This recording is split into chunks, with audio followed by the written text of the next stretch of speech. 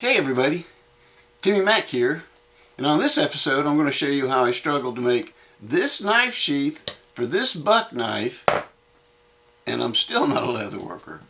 So come along and watch all the screw-ups. Let's get to it.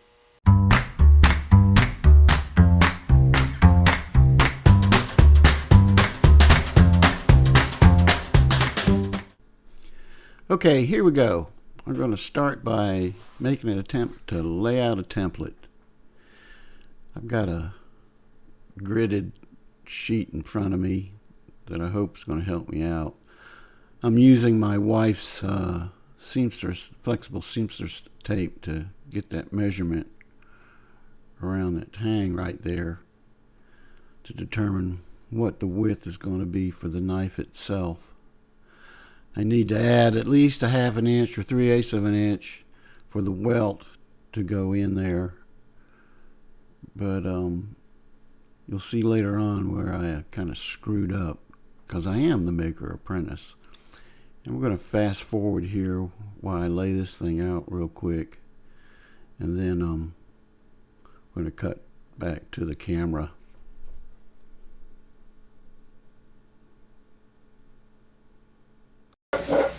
Got my radius device. So I'm going to put this right here on the bottom and strike this radius, and then I'm going to go right here and strike this radius. This leaves me a drain hole when this thing folds over, so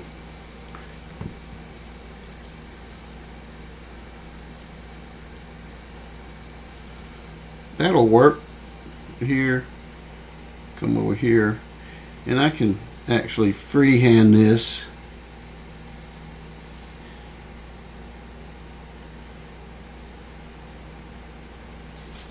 Now, here I go 3/4 of an inch. That puts me right here.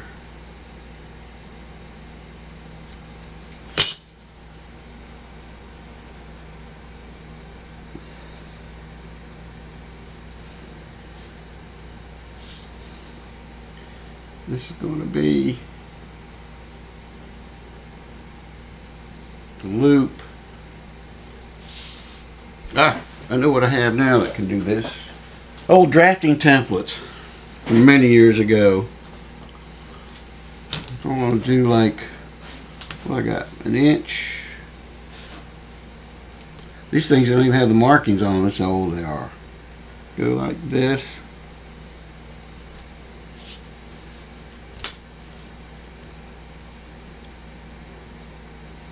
Go like this. Alright, so I think this is it. I've got my center line, I've got my strap length, I don't know what the length it's going to be. I've got my edge, and I'm allowing for a ½ inch welt. So let's cut this out and fold it to the knife.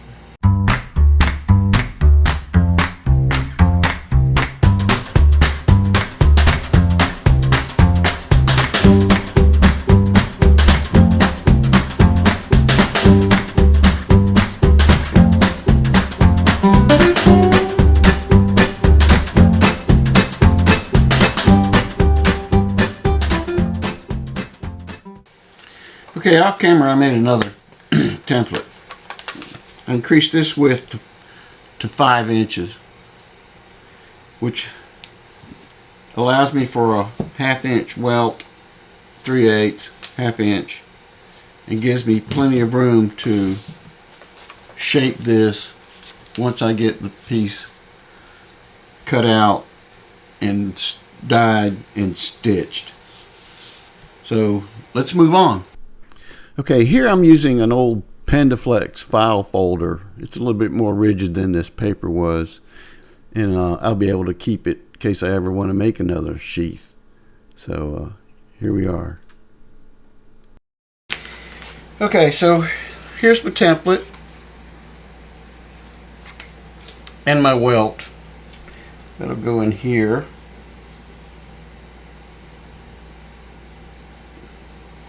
trim that off once I get it cut out. Okay, here's my leather stock. It's like 7-8 ounce shoulder piece from Tandy Leather. I didn't realize it was going to be that thick. That stuff was heavy and was thick to cut.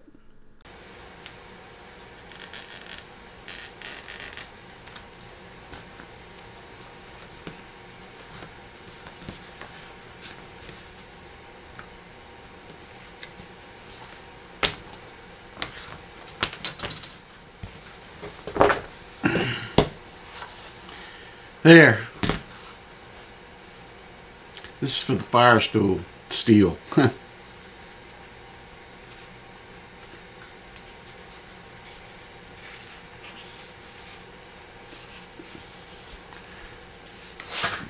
Folds over like this, and the loop for the belt goes back like this. So I don't know how much this is. This is I still need to trim this down because that's way too much. But this part of this is going to be the welt on this side. So let's take a break for a minute. Drink a chilly beer. Okay, here I am. I'm using an X-Acto blade to thin that belt loop out on the back, so it's a little bit thinner when I stitch it. I don't have a skiving knife. That was what you normally use if you were going to thin your leather out. But I was using what I had on hand. And then I had the welt and everything cut out, and I was placing all the marks where I had to trim everything. I had an old fire steel that I use as a guide to get my trim. I cut that out, folded it up, make sure it fit. Then I roughed up the edges to take the contact cement. Then finally went back and cut the pieces. And I used the contact cement, slathered it on there, and let it set up for a minute. Did both sides. Folded over the welt, fit the top piece and then the bottom piece, and clamped it up with some spring clamps that I had, and let it sit. Okay, so I've jumped ahead. I've already stained this, stained on the inside, stained the outside. I'm staining. That's like finishing wood. That's a whole art in itself. And granted, I'm a novice, and I have not mastered it. But anyway, I went ahead and sewed the loop on here, and made sure I had my D-ring in there before I did it. This is just straight line stitching. You're not going to see it anyway. It's going to be back behind.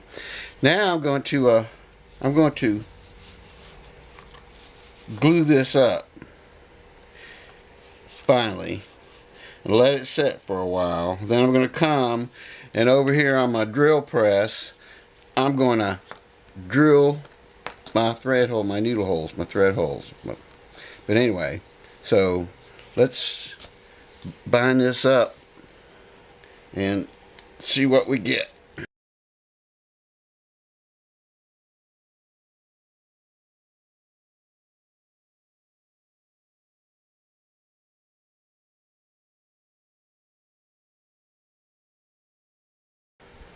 Okay, we're back. This is tacked up good. So now I'm going to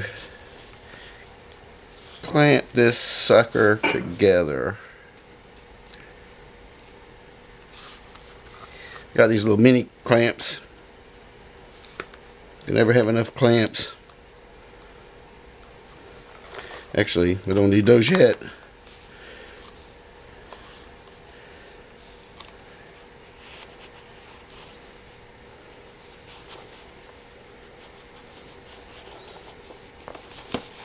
And fram this.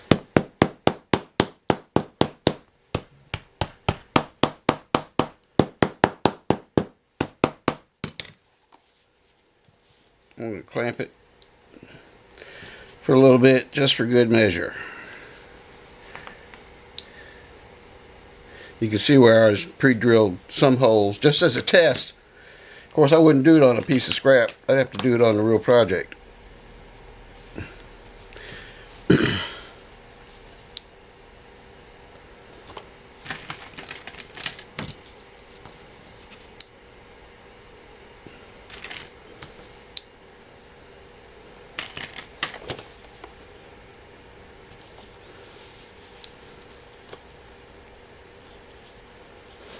So there we go. I got a larger spring clamp around here. It's over here on the drill press. And I'm just going to get that right there. Alright. We're going to let that set up. Now what I haven't done is I have not cut the dangler. So this thing just needs to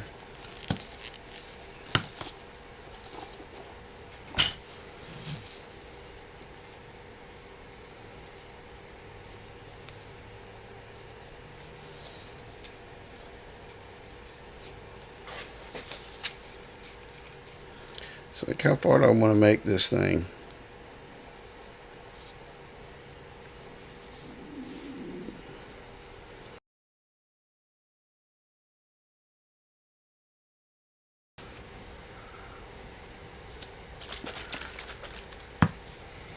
Let's try this real quick.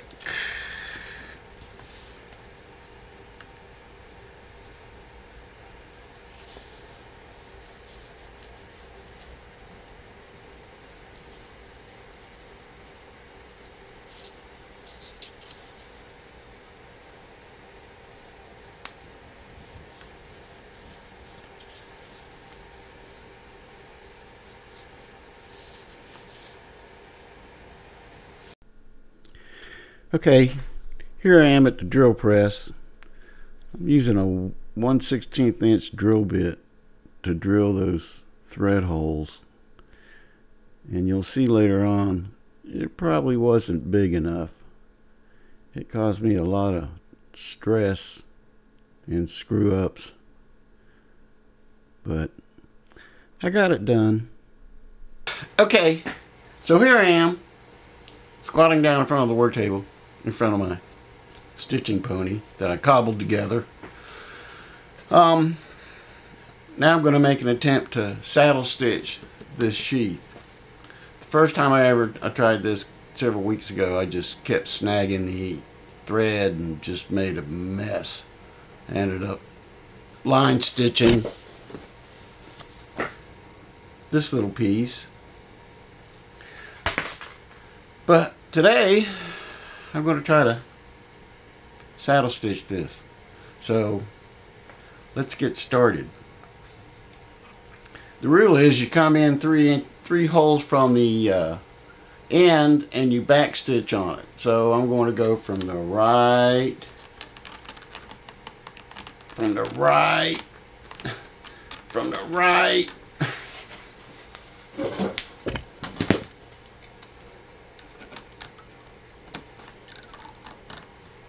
and pull this sucker through. And get the center. So then one of the tricks that I saw someone do is you pull this up to go back through,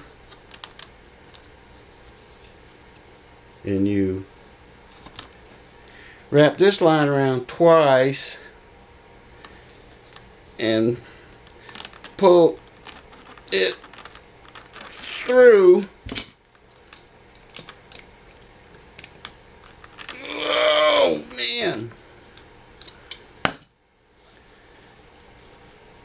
And pull this sucker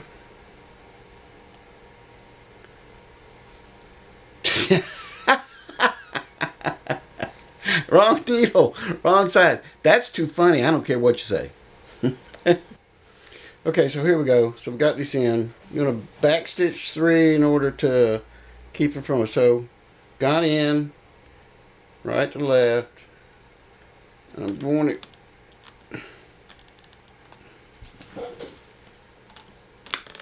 oh man, pull that sucker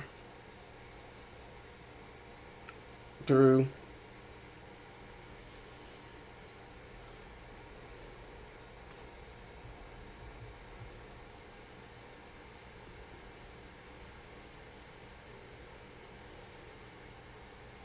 Get in,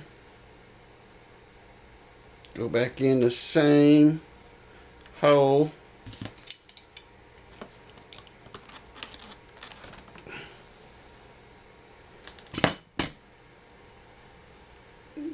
Pull it tight. Okay, so I screwed up. So I've pierced this thread. I've come back through this piece of thread on the back way, and I don't know what I'm going to do. I think I might try to cut this, and we'll see what happens. If not, I'll be starting all over again. Here I am again, going back through this and pulling this through.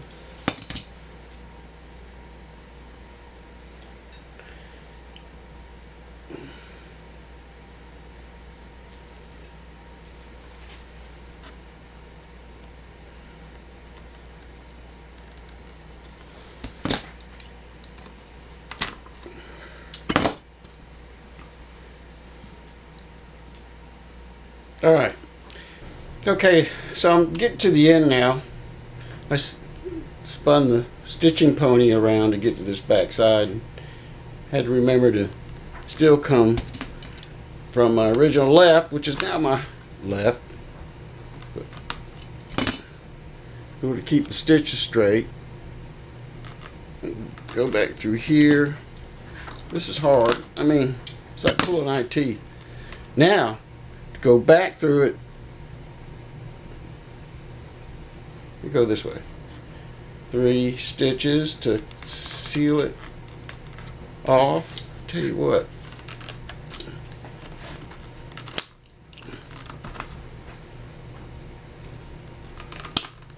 Oh, loose needle. All right, we're back. Think I got it done.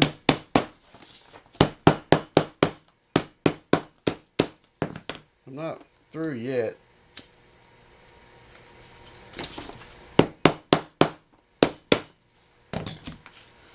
But anyway, here it is.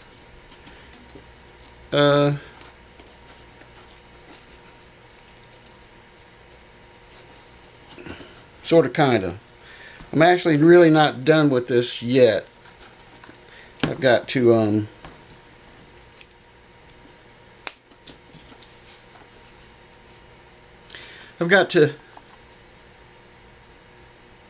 do the edges, burnish those, and I'll do those a little later on. It's time to go walk the dog.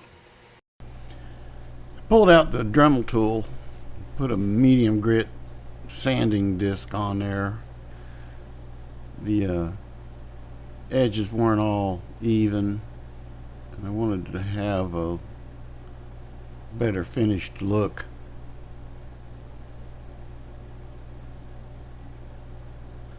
Switched to a disc so I could get into the tight places. I don't know why I left that dangler hanging on there.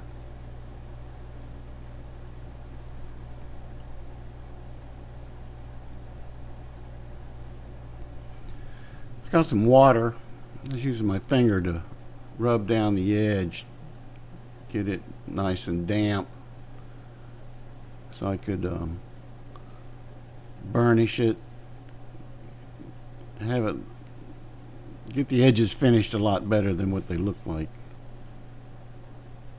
I got these burnishing tool. I put it down. I went to a flat one. Seemed that it had a groove on there that fit better in order to roll those edges over and help finish the look.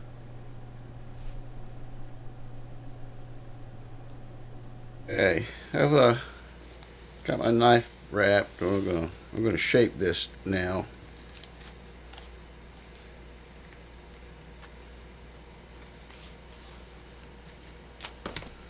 Put some gloves on.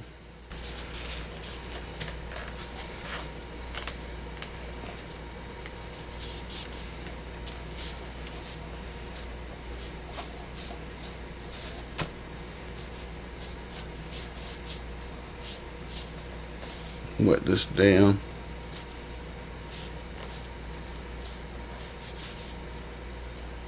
Start.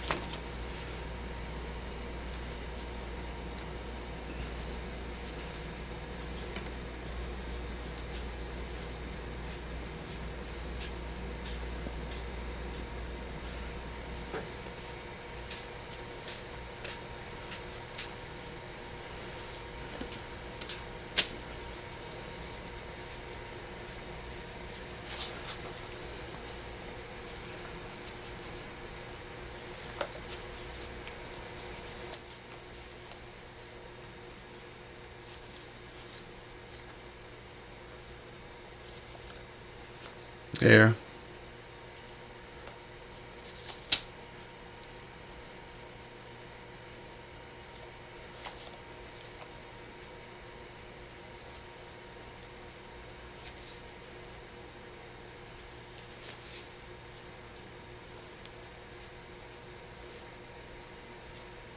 I'm gonna put no nails in there.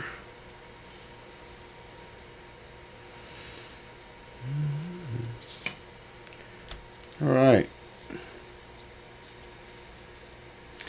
And we'll just hang this up to dry overnight. Last tips here. I've shaped it, wet molded a little bit, and that fits good. Not coming out. It actually fits snug before I molded this a little bit, but anyway, now I'm gonna edge coat it with some black.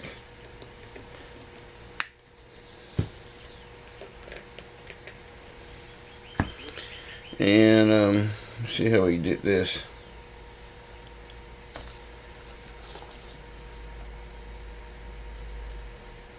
Yep, guess I need some more.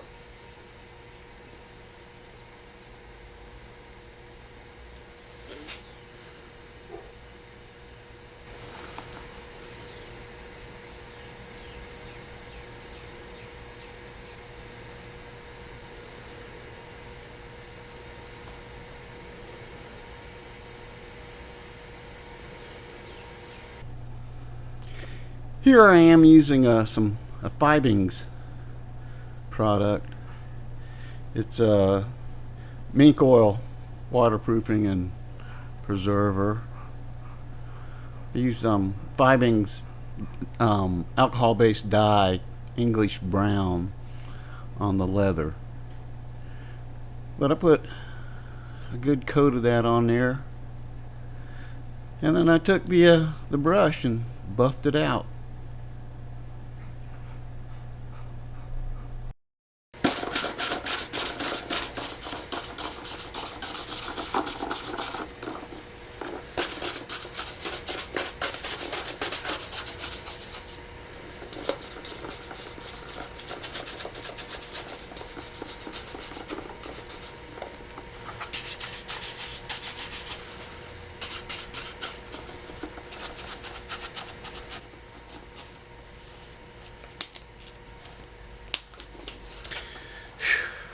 Done.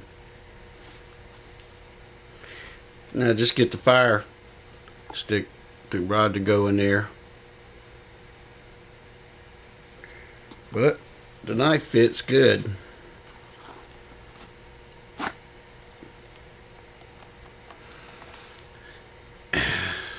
So here it is. Flaws and all, but it's mine. Right. Timymac out.